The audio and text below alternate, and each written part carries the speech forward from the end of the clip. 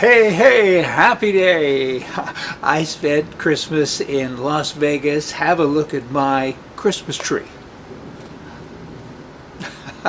Kind of cool, hey. And then when I was in Vegas, I then went over to the mall and looked around. There was a lot of people in there, not a lot of shopping bags, there are a lot of shoppers.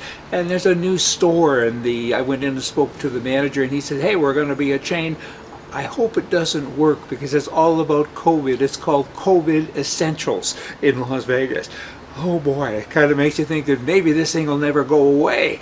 Then after I left the mall, I drove around and looked, and there was the brand new stadium, and what a neat place. It seats 65,000 people. It's on 62 acres of land, and it's right on the, I think it's the I-15, just before you get onto the 215. It's a beautiful place, but guess what? There's nobody there. They are playing games, but no spectators are allowed. Very nice, very empty. Cost $2 billion to build. They got their occupancy permit at the end of July in 2020, right in the middle of this darn COVID mess.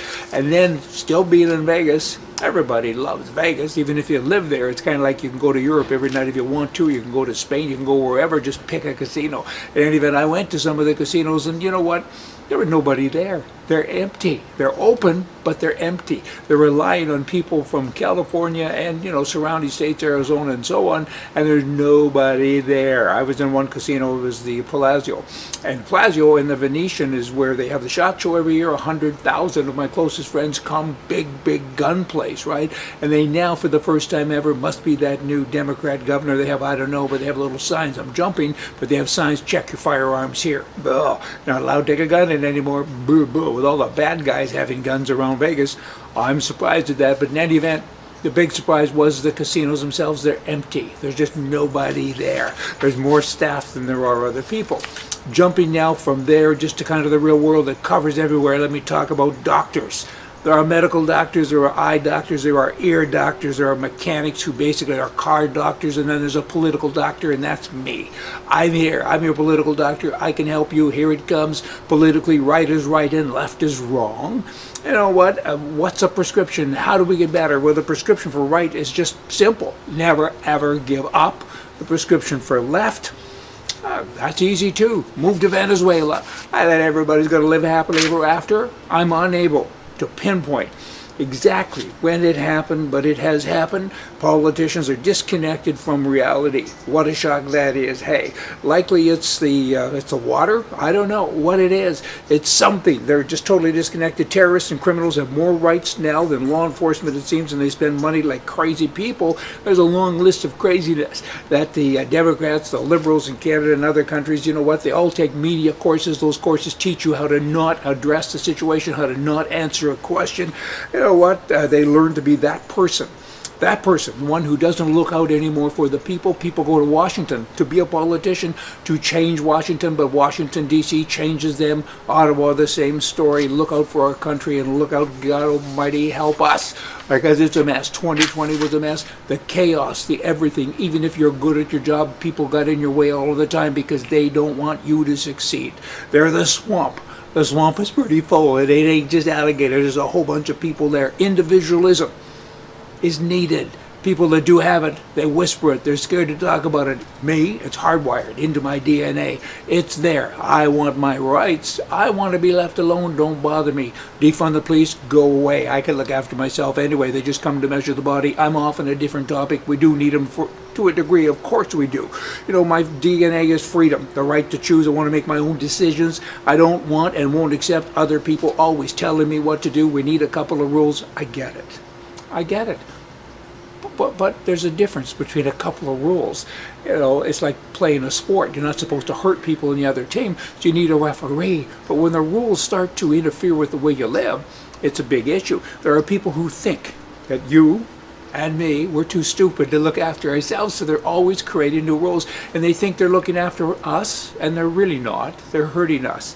Okay, we're really not that stupid. Those people are liberals. In Canada, they are the Liberal administration, the sitting government.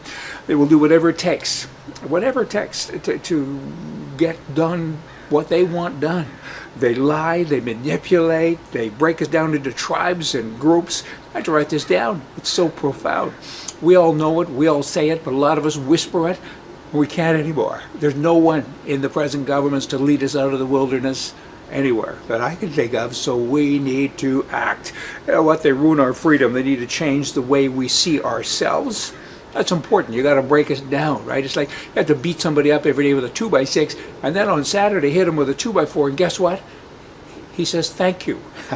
so that's what's going on. You know, this subversion that they're doing, they need to make the young to be different, to be liberal, to remove choices. That's the biggest thing about liberalism and communism, is they take your choice away. And when you no longer can choose, whether it be health insurance or car insurance or so many other things. I mean, there's a very long list with this kind of stuff. I mean, but when that's removed, your nerves are gone and you got to get them back. People like me and maybe you, we won't get off this road. Are they going to run us over? Maybe. But you know what? We got to keep fighting, because liberalism, it's there. And now we're just entering a new year, and we have to stand up and yell louder than ever. We have to stop this whispering business. That's one thing President Trump did accomplish. He brought bad out in people. He also brought good out in people. People were no longer whispering, "Happy holidays. It's Merry Christmas," if you want to say it, yell it, you know, that kind of stuff. Crazy and liberal people see socialism as an opportunity. These commies will lead us out of the wilderness again. So they say. And not very likely they will take us to the land of promise. Not very likely they will take humans to the next stage of evolution to move mankind towards. I promise you, you know what? It ain't going to happen. While it's failed always in the past, socialism, communism, and by the way, you know, socialism is I don't know, liberalism in a hurry, and communism is just the final stop, right? And socialism has failed in the past because, you know, today's new and improved crazies, they do see it as working this time.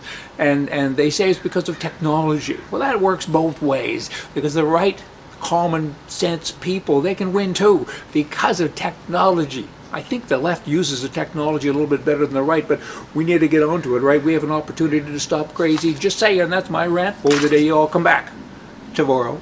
Well, more for you from the right, and if you have a solution, send us an email. There's solutions to this, because these people are steamrolling ahead. They're taking all of our money. They're beating us down. They're beating up the family unit. They're doing all those things. There's my expression for the day. What's yours? Y'all come back. See ya.